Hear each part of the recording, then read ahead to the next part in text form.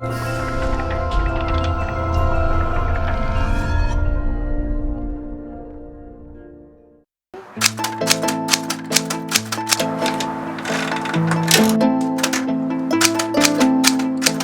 I am full of words, when I feel full of words, I have to write them down because they're just dying to be a part of something bigger.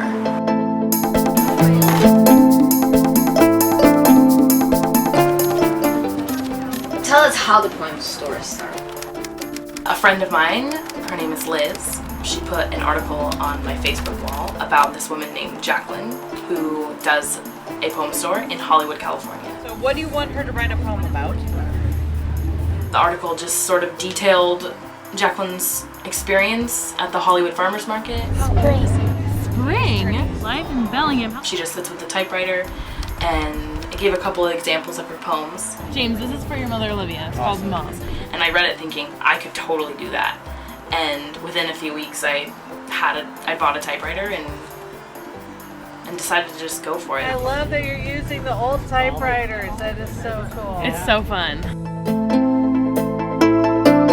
I would like a poem about knowing when to have tenacity. People ask for what they need. And how often do people do that? People never ask for what they need. But somehow, in front of a typewriter, in front of a girl they have never met, they're willing to say, I need a poem to tell her I'm sorry. Or I need a poem for my mom.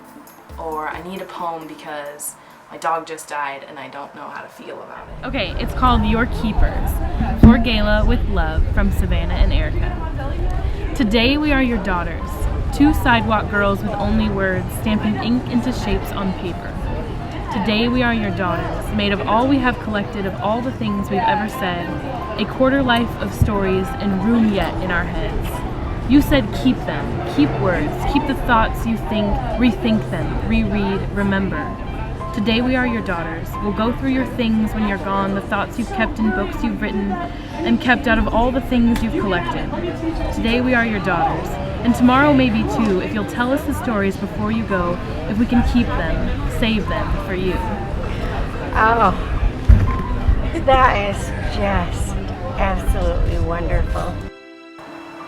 It is a safe place. It is so vulnerable, but it's also people coming and agreeing to be vulnerable with you. All right, can I read it to you?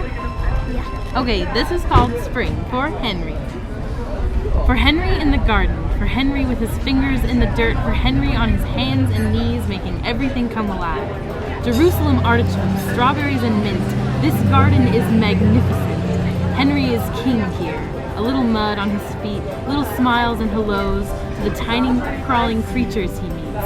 Henry the garden, Henry the strong, Henry outside in the warm spring sun. It has been such a good exercise in letting go and letting words leave. And that was something extremely, extremely hard for me before.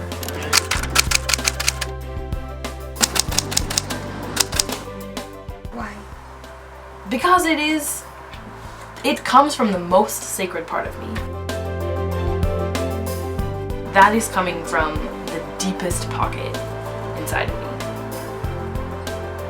And that's hard to give away.